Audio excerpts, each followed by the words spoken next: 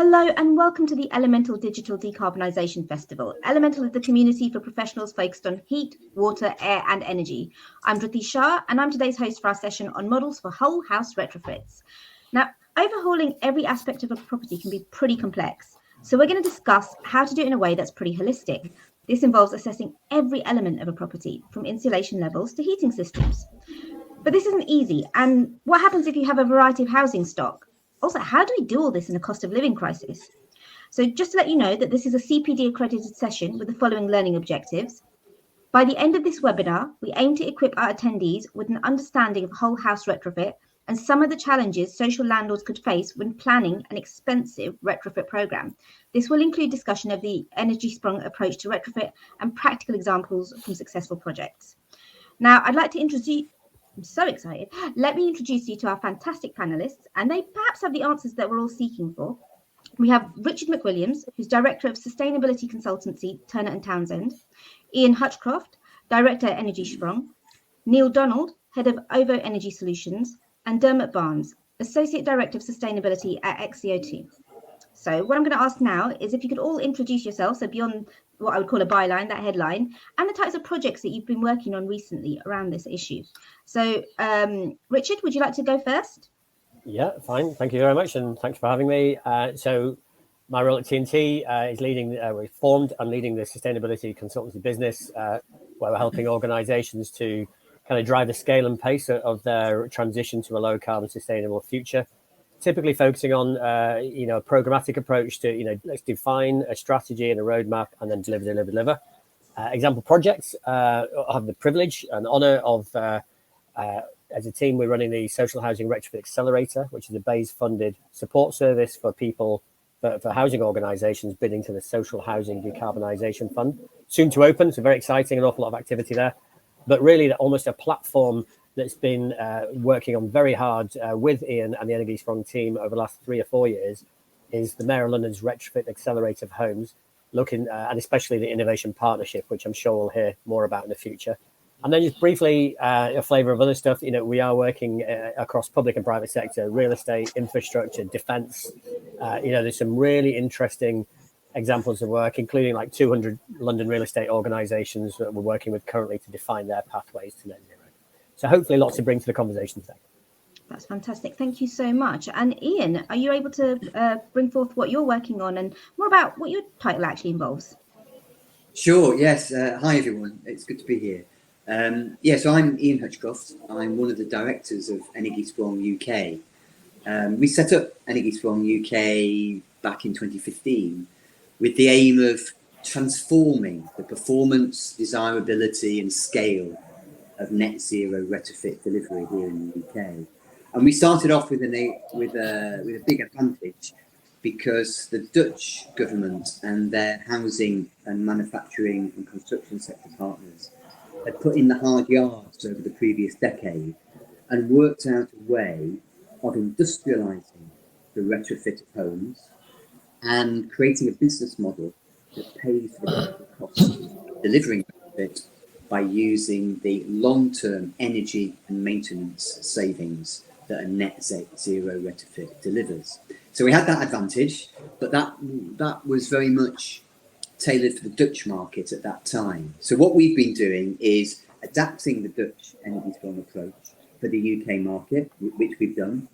We've demonstrated it across a range of locations, archetypes, with social landlords across the country, which we've done successfully. I think we've got 176 homes completed at the moment and another 1,000 in contract and delivery. So the Energiesprong approach, this transformation that we need, it recognises that the traditional way that we've been doing retrofit as single measures, largely done on site with people travelling around the country in white vans, is not actually going to give the pace and scale of delivery that we need to meet our climate change targets. And actually, it won't give the performance that we need as well. So in a nutshell, the Energiesprong approach, it includes doing net zero in one go. So it's a whole house retrofit. The reason for that is that, well, it makes everything work better. You unlock a business model from those guaranteed energy and maintenance savings by doing it all in one go. So the net zero retrofit includes a super efficient thermal wrap made in a factory where possible, PV on the roof, electrical storage in battery or hot water, and heat pumps, and there's no gas in there. Those components are manufactured off-site in factories because that's where we can get economies of scale, and it's where quality control can be delivered in manufacturing so that the companies delivering retrofit can be confident to guarantee the performance because they control the quality delivery. So the resident gets guaranteed comfort and affordability every day of the year, every year for the lifetime of the building. And that unlocks a new business model that uses what were energy bills, but uses a significant portion of them as a comfort plan charge that is used by the landlord to finance their capital costs of delivering. And so doing that sort of systemic approach is one way that we think the UK can meet its targets. We're at a relatively small scale at the moment, but as Richard mentioned, we've got a new innovation partnership with 9 Vanguard social landlords, 1,000 of their homes contracted and more to follow, and over 25 innovative supply chain companies involved in delivering that work. And the Mayor of London's support has been fantastic. We wouldn't be here without them, but we are working all over the country, all over the UK as well. So that's probably good enough. Fantastic. Thank you very much, Ian. And Neil, head of OVO Energy Solutions, tell us more about how you get there and what the projects are that that are going on right now. Yeah, of course, Dhruti, and great to meet you all. Yeah, Neil Dunham, head of OVO Energy Solutions, part of OVO Energy. We've been around for about 10 years, completing social housing refurb schemes. We were established as part of SSE PLC initially to help them support delivery of the first energy company's obligation in 2012. And since then, we've improved over 15,000 homes, installing insulation, gas central heating, renewables. In the past couple of years, we've been delivering whole house retrofit projects. Our clients are primarily social housing providers, but given the nature of the work that we do in the communities they operate in, then 50% of the homes that we work on are privately owned. So as far as whole house retrofit goes, we've been working in Cornwall to deliver the initial pilot scheme, then move on to further develop social housing decarb, sustainable warmth. And our model is that of a managed solution, if you like. So we work closely with the client to develop their scope of work with design partners, procure the contractors. So we can work with preferred contractors that social housing providers may already have, or we can bring in our own. We work through procurement frameworks as well to ease the procurement headaches that may arise. And we do try wherever possible to employ local contractors. And we're currently looking at with excitement the social housing decarb going forward and the development of whole house retrofit and understanding where Eco4 will fit in as well. So we're really keen to work with our clients, potential clients, to help them access as much funding as possible to ease the burden on their capital expenditure plans and look for innovative solutions. Fantastic. And Dermot, if you're able to give a bit more about yourself, I think what I might also ask afterwards, Dermot, I think that out of your control, circumstances out of your control, maybe all of us, once we're not speaking, maybe we just put ourselves on mute, and then when we're talking, we speak again, just so that the audience is able to hear what's going on a bit more. Is that all right? So Dermot, if you go now, and then we'll just put ourselves on mute when someone's not speaking. Sounds good. Thanks, Dhruti. Good afternoon, everybody. I'm Dermot Barnes, Associate Director of Sustainability at XCO2. XCO2 is a leading energy sustainability and MEP consultancy. We're based in London and in Singapore. I suppose our work range spans most of the built environment sectors, so workplace, hospitality, industrial, and residential.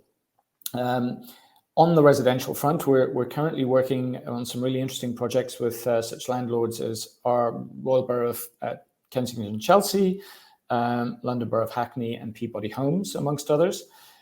supporting some strategic design and implementation of net zero. So looking at the pathway definitions as well as delivery on site. We're very, very strongly focused on actual delivery and performance in action. So that's a big focus of the business. And prior to working with XCO2, I was project manager for delivery of a 100-home retrofit project for the London Borough of Sutton, during which time I had the pleasure of working with both Ian and Richard and their various associates, while we wrestled with the challenges of scaling up retrofit and making it happen on the kind of scale that Ian was talking about. Former and parallel lives, I suppose, have included design and delivery of more than 600 retrofit and new build projects, and also looking at various community energy models, where I lead and chair a community energy company. So that's me in a nutshell. That's wonderful. Thank you so much. I'm just going to say to the audience, don't hesitate to ask questions. We're here with these brilliant experts, and they're all willing to answer the questions within the time slot that we have. I'm going to start off first. Actually, Dermot, I'm just going to stay with you in this first instance. When it comes to these whole house retrofits, which is what we're here for, what actually is the reality of the market right now in terms of how people can work on these? Sure, Dhruti, I'm happy to respond to this. It's a particularly kind of thorny issue for everybody just now. As I see it, we're still very much in the foothills of the mountain range that we need to climb here. And I suppose, landlords have got lots of numerous competing priorities across their stock. And that, of course, was before the impending and current energy crisis that we're all working our way through at the moment, with consequent affordability challenges for tenants. I mean, I would say that the reality of the market is that even for those who are lucky enough to have the funding, there's some real challenges. We have a serious shortage of both blue and white collar expertise and knowledge. And it's really just a challenge to the point where I think some RSLs are finding themselves in the embarrassing situation of having to hand back funding. It's just difficult to get money spent in what is often somewhat unrealistically considered delivery timescales. And that's not a reflection of national policy. It's a reality we all need to learn. The business of procuring and delivering retrofit is not a short-term thing. It must be long-term. It must be joined up. And it has to work, in a real world, to come back to your question. And I guess if we sort of unpick this a little bit, landlords need help on multiple levels. They need strategic support to map out the best way of delivering value for money in retrofit. That's a big ask, and it's a big issue for landlords to get their heads around and plan the future. But they also need to look at net zero carbon, MEES goals, and impending adaptation realities. And that just brings additional complexity. So I think, the requirements of climate change, the requirements of impending affordability problems force us to find solutions while we're on the hoof. We can't just wait and think this up in a nice cloistered cell. We need to deliver now while we can and learn as we go. But on the implementation side, there's also the challenge of just not enough people. Contractors are not there. This is going to take time, and I really don't think it's going to be an easy thing to do. But of course, we have the inspiration of what's happened in Holland with organizations like Energiesprong and TNT, the various hard work that is being put in to recognize these limitations and help us to deliver solutions to them. So yeah, hard work ahead, but we're all chipping away and finding solutions as we go, which is the only way, really. Okay. And Neil, I saw you nodding your head a little bit there. Is there anything else that you can add to that? Well, yeah, I mean, a lot of what Tim has just said kind of resonates with us and our experience, that especially the unfortunate situation where through good intention, hard work to access these funding parts, you don't end up in a situation where we're having to reduce the number of properties we can actually treat, or in the worst stage, hand money back. These schemes are incredibly complex. I think also, the reality is a lot. For us personally, we bid schemes in 2019 and started delivering them post-COVID. So massive things had changed. The market had changed dramatically. So that kind of led to a lot of frustration. But again, we've got to develop the skill set. There are a lot more stakeholders within these projects, and just simple communication, project management is an issue. And who's doing what along the way. And I think that's something that we need to think carefully. Our experience of contractors is that they are incredibly willing to develop their skills. I think they see the opportunity of whole house retrofit going forward. But the volumes are still relatively low in reality, and costs are high. One other thing I would say is that obviously when councils are bidding for the pots of money or houses, they're probably looking locally as well, thinking of problematic housing stock that they have, and how can they also use this funding to address other challenges. I think, as Dermot said at the outset, they have different objectives. So I think if the objective is to develop models for whole house retrofit, which can be scaled up in social housing, that's one objective. You're then trying to balance that with treating unusual local archetypes and then addressing local rural fuel poverty.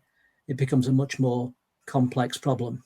And you understand that councils will look to use money to solve as many problems as possible. So a long way to go, but I think I'm encouraged that we have seen progress in the past 2 years. Okay. And I'd like to go now to actually Richard and Ian on this next question. And then we have some actually really fascinating audience questions come in. So I'm just going to quickly tap into those. But for this one now, coming off the back of what you just said, Neil, actually, what does a future sustainable market transformation look like? Richard, do you want to just dip in first and then we'll go to Ian? Yeah. Well, like TNT is a commercial organisation, and they've been looking after commercial viability of people's projects for a long time now. And so the first thing I would say, it's got to be commercially viable. I think an awful lot of social housing projects so far have actually depended on the charitable status of those organisations, and rightly so, with them investing in ameliorating fuel poverty and rest. But there's no more money in that system in the way the business plan works, the HRA business plan. So there needs to be some form of return on the investment to make it commercially viable. I think on the other side, the product has to be attractive. And I do mean that. It has to be desirable, because there's an awful lot of people to get on board, and the residents, if you like, if you're going to implement this in an area basis, actually it's got to look good, and it has to be simple. It can't be, you don't have to get, if you need a degree in mechanical electrical engineering to operate the thing, it's not going to work, So those things, and that bit, it has to work. There are an awful lot of things we do. Oh, wouldn't it be criminal if we invested all this government subsidy and all the money that charitable organisations have available to invest, and it doesn't deliver against fuel poverty, or it doesn't deliver against the warmth and comfort of the occupants, and it doesn't deliver, crucially, against the existential crisis we're facing against decarbonisation.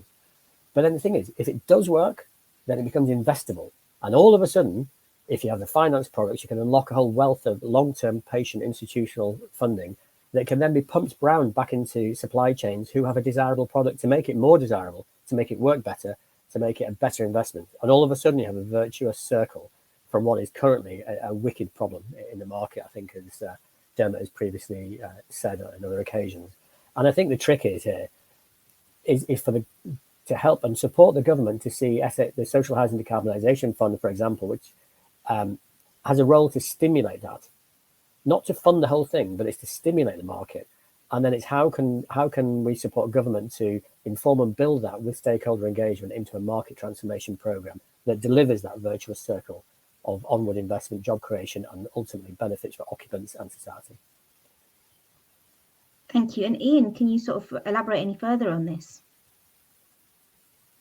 You're on mute. Pound in the jar. There you go. I hope it's not a pound per head on the call. So what does market transformation look like? Well, imagine what it would look like if IKEA did net zero retrofit. What would that look like? You'd order it online. There'd be a digital template that measured your house. The products would be made in a factory somewhere, very, very competitively priced, huge volumes, huge economies of scale, great digitization, and you trust the product because they make millions of them and they all work. Oh, and by the way, there'd be a finance product alongside it that swapped your energy bill for a payment to IKEA for the capital cost. I think that's what market transformation looks like, because retrofit doesn't look anything like you get at IKEA at the moment, and that's why it's difficult to deliver. It's why it doesn't work very well, and it's why it costs a lot, and it's why the costs are going up, not down, as we deliver more.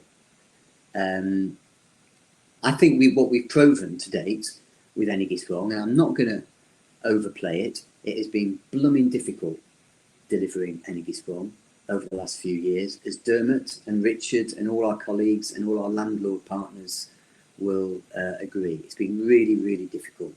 But we have proven that a new business model works. You can levy a comfort plan, even in a very, very unhelpful regulatory environment that we're currently in. A landlord can levy long-term income from their residents to use as payment for capital costs of retrofit upfront. We can do that. We've proven that the supply chain can deliver it currently, and we've proven that a little bit of demand, we've only got 1,000 contracted, a little bit of demand drives new companies, big existing companies, to develop new products in new ways that can do this industrially and not on site, doing it in factories. So we've largely proven it can be done. The difficulties have been around the grant funding that has been in the mix for delivering the first 170 odd that we've completed to date. And it's about those grant delivery timetables being too quick. They're not driving innovation. They're not designed to drive innovation. They're designed just to do the old stuff as quickly as possible. And the old stuff we know doesn't really work, and it particularly doesn't work trying to deliver it at scale. So the problems, the difficulties that we've had, bizarrely, have all been created by the way that the current grant funding programme works and the existing regulatory framework. Like, landlords aren't allowed legally to charge a warm rent. And by that I mean the rent for the property plus including energy and comfort element in it. If landlords could do that, it'd be a cheap, free piece of legislation to write and push through. That would be transformative. Collect one payment, and it includes the rent and the energy service to the property, and in return for which the resident is guaranteed to be affordably warm every day of the year, every year. I think that's worth doing. So, you know, I would say part of the first bit of transformation is writing a few bits of regulation that work, or tearing a few old bits that don't work up, and actually constructing a regulatory and policy and national target environment, a national mission, if you'd like, to actually enable this to happen rather than disable it. So I think you put those two things together. IKEA's mindset, doesn't have to be IKEA, of course, they might be making enough profit already elsewhere, but with furniture, but that sort of industrial, digitized, at-scale mindset, combined with a public sector regulatory and policy and target setting mindset, I think that's transformative. Put those two together and we can do this at scale, there's no doubt. Okay, so just before we head to Sapna's question, which I think Tim is sort of half being answered in the chat, I'd actually quite like to hear from Neil on this as well. Is there anything that you would want to quickly add to this as well that perhaps hasn't been discussed yet? Well, I think an important part of the social housing transformation, whole house retrofit, we need to then also look at, you know, the communities that we work in. You know, the reality is that there were private homes in there, private rented or occupier. So I think there needs to be thought around how do we work in the private homes. And I agree to some degree with Ian around, you know, we need to change this and digitize it. I think we also have respect that people want to treat their properties in different ways. You know, so there's some people buy from IKEA, some people don't. So I think that we have to, as we learn, when we work with private homes, they have a different set of expectations and problems. So I think we need to look at the financial mechanisms going forward that will help people overcome the high upfront cost, and also, work with the high street lenders to get them to drive interest through their customers. So I think they go hand in hand, social landlord, private landlords, and owner occupiers, as we try to scale up whole house retrofit.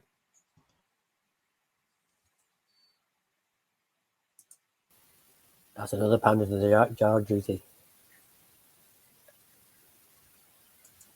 Dhruti, you're on mute. Seriously, overexcited. That's a challenge. It's a lot of learning going on. But I was saying we're going to go to Sapna's questions, so I'll repeat myself here. We're looking. So Sapna, who's in the audience, says we're looking to understand how we manage the complexities of whole house retrofit in an estate, from only being able to retrofit some units in a terrace due to ownership, to existing structure being able to take the load of retrofit and upgrading to current fire standards. Have you any advice on how to approach this? So we've had some answers within the chat already. For example, Tim Freeman has said, there is a challenge from PS 2035 compliance, tenant leaseholder interests, engagement funding, supply chain, and says, do some more research, and talks about collaboration. But I'd again like to hear from our panelists on this in terms of what could Sapna and others in those positions actually do. So Dermot, do you want to, can you advise in the first instance? And I'd like to hear from all of you. Sure, I'll try to be as brief as I can, Dhruti, and it's a great question, Sapna, because it encapsulates the range of challenges, or in fact just really probably the main principal ones on the delivery side. And I'd love to say that there's a silver bullet to this. There isn't. The only way you can deal with these things is through lots of hard work. And I don't mean that in a kind of trite way. I mean, you firstly got to start by putting your tenants first, foremost, and center of everything you do. There's plenty of us in the room today who will have heard of situations where money's been spent, agreements signed with tenants to have work done, only for them to then turn around and say, actually, at the last minute, we don't feel like it, we don't want it, please go away. And that's bordering on the tragic. When materials, effort, energy, passion, blood, sweat, and tears on those goes into those situations. So you've got to start with the tenant, and you've got to sell the story by listening to what the tenant needs and what their issues are, what their concerns are, and you've got to address them. And they're different. As I think Ian said, earlier on, every house is different, every family is different, and some people want to buy IKEA, as Neil said, some don't. But there's a lot of hard work around that. Now, the other two things that you raise in your point are actually a lot easier to deal with. So structural capacity of the buildings. Well, I mean, again, I'm going to sound a bit silly here, but hire a structural engineer. There's no shortcut to that. You need to assess the weight loading of the building and its capacity to carry additional retrofit materials and so forth. And I think the other point you made was around the financial models. And there's no easy solution to that either. What I would say in relation to financial modeling is that I think people are coming to the point where they realize that what has to happen, and the funding follows what has to happen. I think we're all in a space at the moment where landlords are thinking, hang on, there's a pot of money, let me see what I can do with that pot of money. That is a reactive rather than a proactive approach to retrofit. And whereas it gets things done, it doesn't always get things done in a way that leads to the destination we're all traveling towards. So really, we need to approach it strategically. We need to think upfront: what is the package? Can it be done as whole house one hit, or if it's multiple hits? We need to do it intelligently as per past 2035 methodologies. Sorry, there's no simple answer to your question, but those are a few thoughts from painful experience.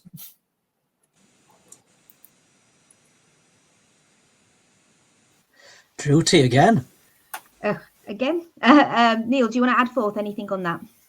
Yeah, and the point that Sapna's made is something which we uncovered when we were looking at the housing stock for one of the projects, is that on the face of it, the whole house retrofit, installation of the energy efficiency improvements is the simple part, is making sure that the properties that you identified firstly are suitable for the work. And if you have no choice, then you just be prepared that you have to do all of the enabling works before you start the whole house retrofit.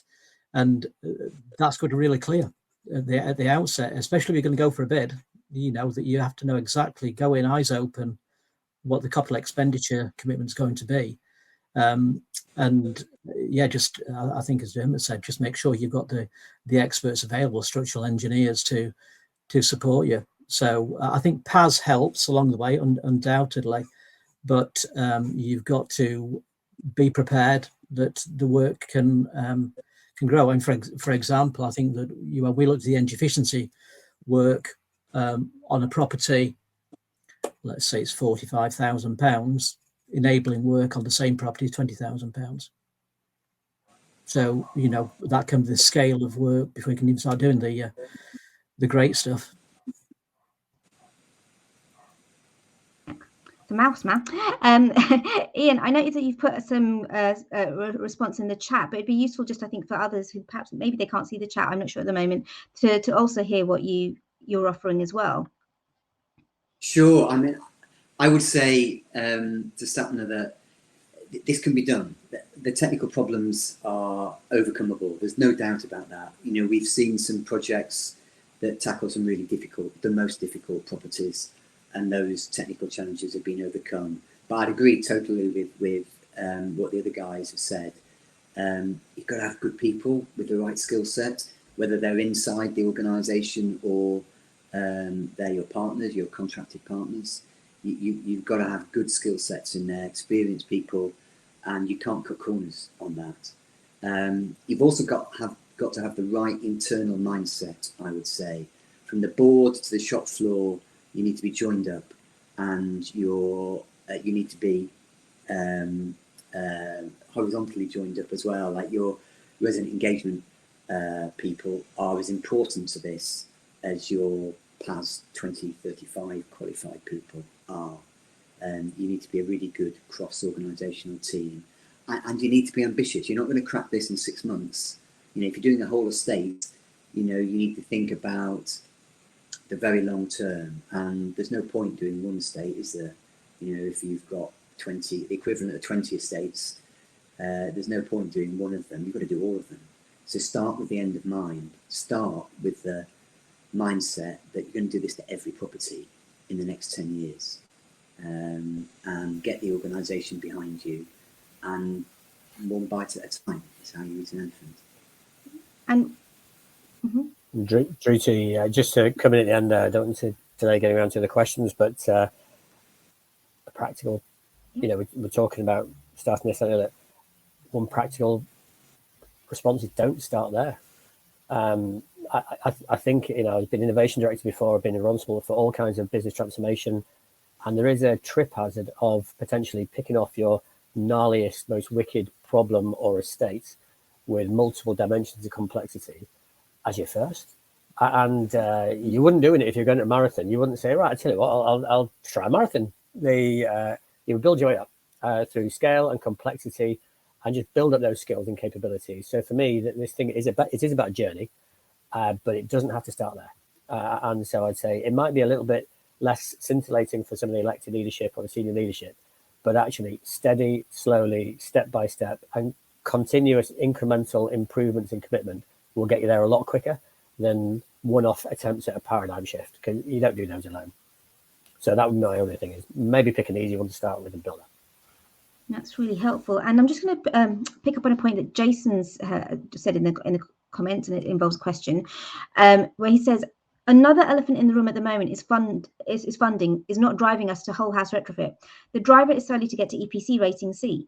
What's needed is policy change, as Ian highlighted, to generate funding from energy savings. And so building upon that, one of the things we previously spoken about, what compromises actually need to be made in terms of where we can get to where we need to be.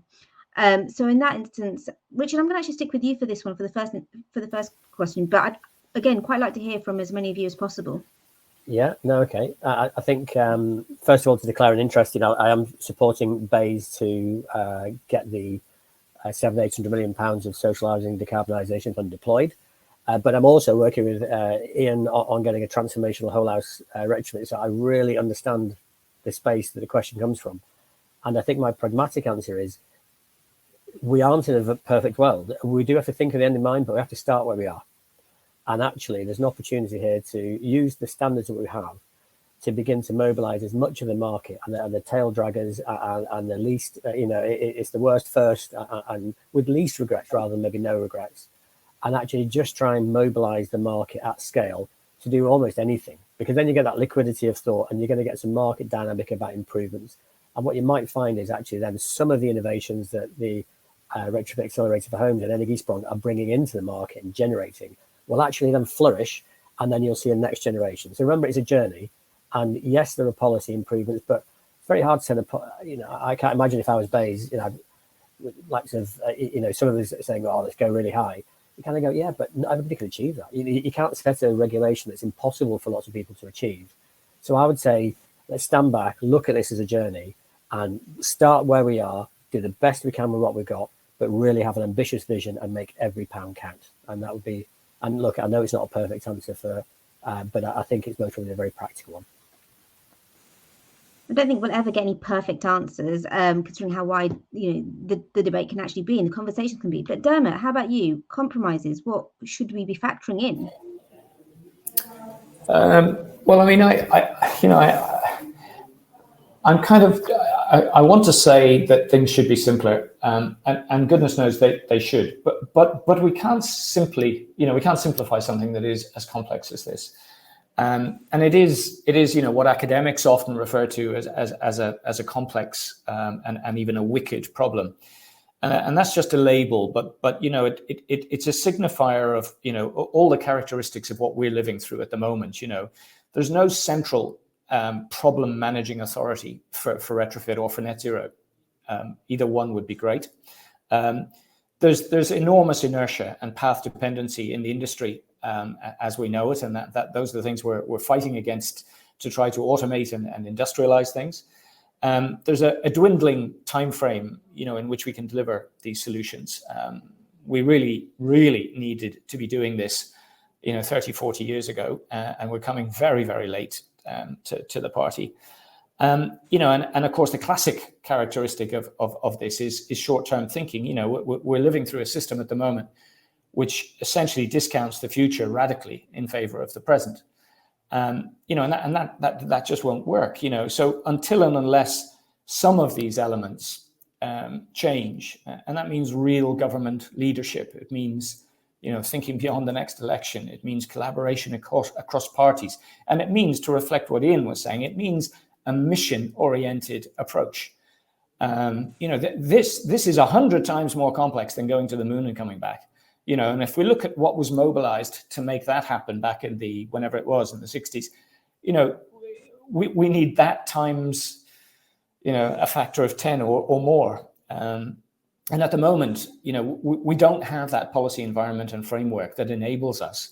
A lot of it hinders us. And at the same time, we need to, what Richard said, which is, hey, smell the roses. This is where we're living. This is where we are. It isn't utopia. We have to do the best we can with what we can, what's available to us. But there's room for a heck of a lot of change and improvement to make our lives easier.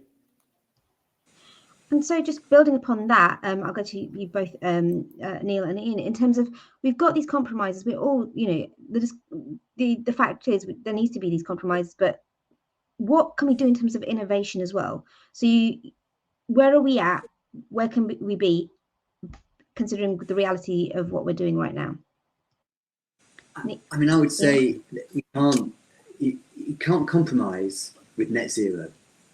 That's not an option.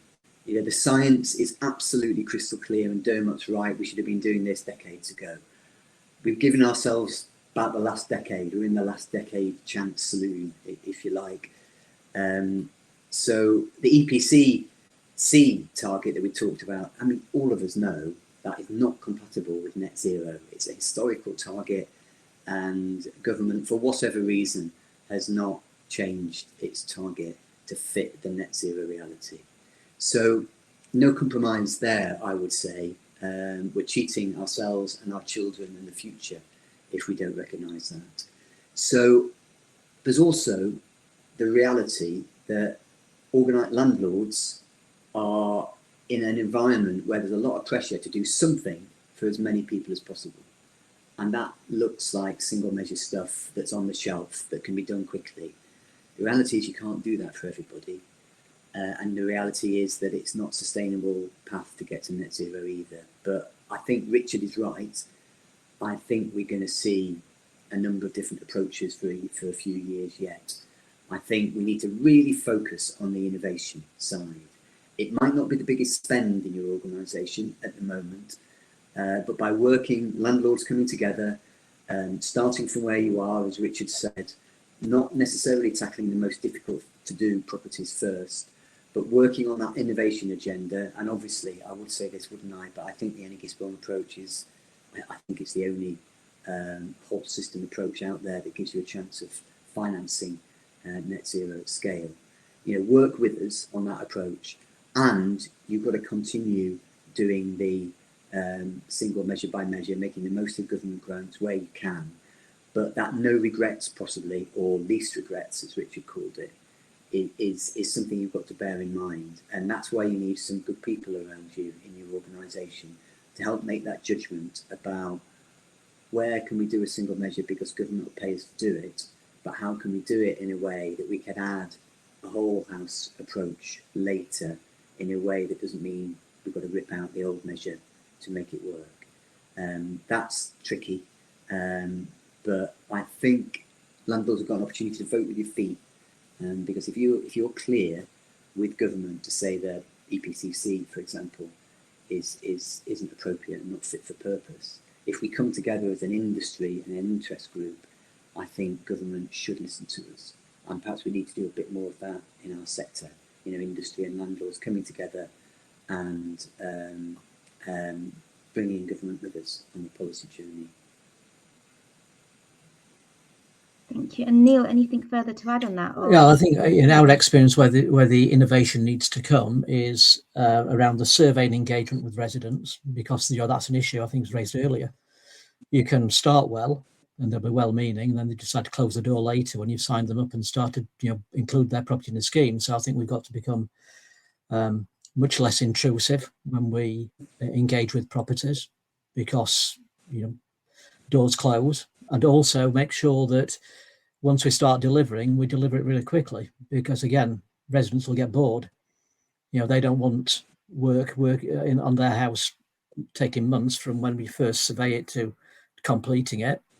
They will close the door on you, but it's also the systems that are installed. Is exactly as Ian's saying.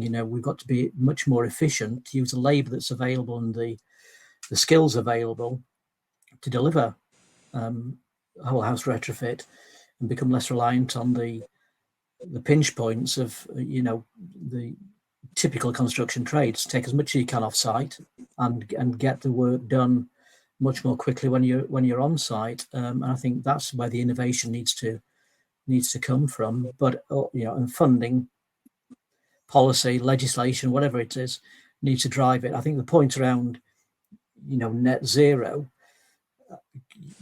there are constraints. A landlord will spend the money to achieve what's legislated. If they go above and beyond, I think it's only reasonable to expect that the funding helps them disproportionately to get there. So I think there's innovation to be had, but I think it's also realisation on the legislation definitely doesn't help us. Thank you. And I'm just going to go to Steve actually now, who I think you started answering, but again, we'd like to hear from quite a few of you. And Steve asks, do you think the existing types of companies in the market can deliver the scale of retrofit needed, or will new one-stop shops be needed? So Dermot, you started on that. Do you want to sort of elaborate a bit further in terms of what you think on that?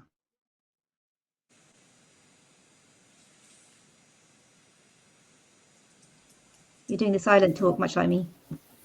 Sorry about that. No, my mouse wasn't playing games. So yeah, I mean, I think we certainly are going to need more innovative solutions. We're going to need more people able to specialize and at the same time come together and collaborate to deliver joined up solutions. It's manifestly clear to everybody at the moment that we just don't have the amount of neither the quantity nor the quality of people to do the work that needs to be done. So, clearly, as the market demand grows, we will manage to rectify that. The question is at what price? At the moment, we're having to pay increasingly more with each passing month, it seems, with a lot of materials, and that's simply the supply and demand equation that has to change. But there's going to be a space for lots of newer, smaller, and more innovative solution providers, as well as bigger ones at scale. That's certain. Go ahead, Richard. Thanks very much, Dhruti. I think just the thing I'd say is, and this is just in case Jacob Rees-Mogg is looking in on our webinar this morning, I think the answer is there room for new businesses and possibly one-stop shops? Yes. And in fact, as Ian will testify, the experience from the Netherlands is actually some of the large players can't move quick enough or with the innovation and risk profile needed to really strike at this market where new players can take a more risk moderated approach. And look, the bottom line is it's a massively growing market. We need this market to be 10 times at least the size it is now. There's a massive opportunity for translationary moves in. We've got folk from Google and Dyson entering the market. We've got tech plays coming into the market. We've got the energy coming in with like Ilka and Octopus coming in with combined offers for new build. It's a wonderful area of wealth creation, business innovation, and actually everything that will create a beneficial market for the UK. So if now was ever a time to invest in the 21st century industry we always wanted to have in construction and the built environment, it's now, and it's retrofit. So that's my pitch. And I think we should all stop what we're doing and go get out there and really help get it back into making this a really successful journey, both commercially sustainable as well as obviously purposeful for society. I think from our perspective, we deliberately use the word solution provider as the name for the entity that designs, installs, and guarantees the performance of net zero retrofit. We could have used the word main contractor, but we deliberately didn't. We used the word solution provider because main contractor leads you down a path of existing mindsets and existing companies and existing business models of those companies. Now, there are a vanguard of main contractors who are delivering Energiesprong retrofit. There's 4 of them contracted through the Innovation Partnership at the moment, and they're doing a good job at it. But in future, it doesn't have to be main contractors. It could be, you only need 3 bits of kit, really, 3 bits of factory-made kit, a wall system, a roof system, and an engine module to do net zero retrofit. You could get 3 come together. They trust each other's products. They guarantee the whole performance of the building. That unlocks the finance from energy bill and maintenance savings long term. It could be a vertically integrated company like an IKEA, who does a lot. Or it could be that main contractor model or an evolution of it. I think the problem is that the construction sector of the UK economy is the only one that hasn't really industrialised to date, and it's the one that's shown 0 productivity growth since 1946. It's the only sector of the economy that's shown 0 productivity growth in that time. And therefore it's a low margin, it's a screwed down industry and business model. And you've got to ask yourself whether those companies in that model have got the resources to transform in the scale and time that we've got available. So I don't know what the future is going to look like. We need to create the market and let the market respond to it. And we need some diversity coming in. And I think that will help everybody, including the main contractors who are there at the moment, who I do definitely think have got a role in this, but we need some supply chain evolution for sure. So we don't actually have that much long left, but there are a couple of questions. I'll sort of try and see if we can get through to you. And one of them is actually from Jason, who says, how does the panel feel about innovations and but more pertinent, how hard it can be to get SAP accreditation through BRE with the Better Regulation Executive? This is suffocating great energy saving solutions being used, as landlords are only interested in the solution if it gets SAP points. In respect to that, if I can get one of you to answer what can be done, I guess, if anything. Neil, maybe? Yes, we've engaged with BRE, specifically to look at how SOS heat pumps are recognised under SAP, and I think it is a challenge. I think persistence is the key in getting one voice. So I think that's the problem. The problem, maybe the solution is to make sure that we have a consistent voice around what we want to change. The innovation does come forward. We're involved in Eco 4 and Eco 3 previously. Innovation has come through there. That's my take on it. Okay. And Richard, have you got anything to say on that one as well? Otherwise, I'll go to Kevin's question. I think it's a building research establishment. It's been there a long time for the purposes of setting standards and tools, and does a grand job at that. So I'm an engineer by heart, but to be honest, I'm not in that calculation zone. The point I would make is, and again, I'm kind of robbing Ian's point, so I'll hand over to Ian in a moment.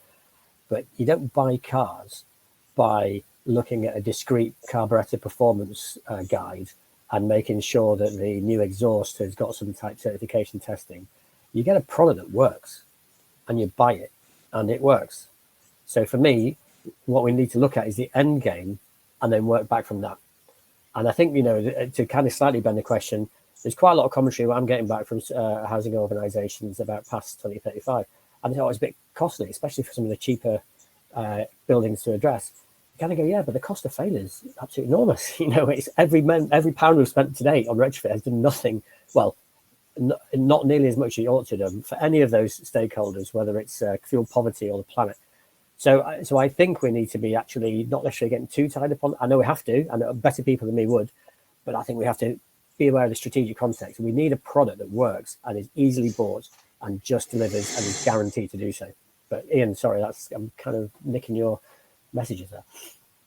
No, you're making my life easy, Richard. I'm all for that.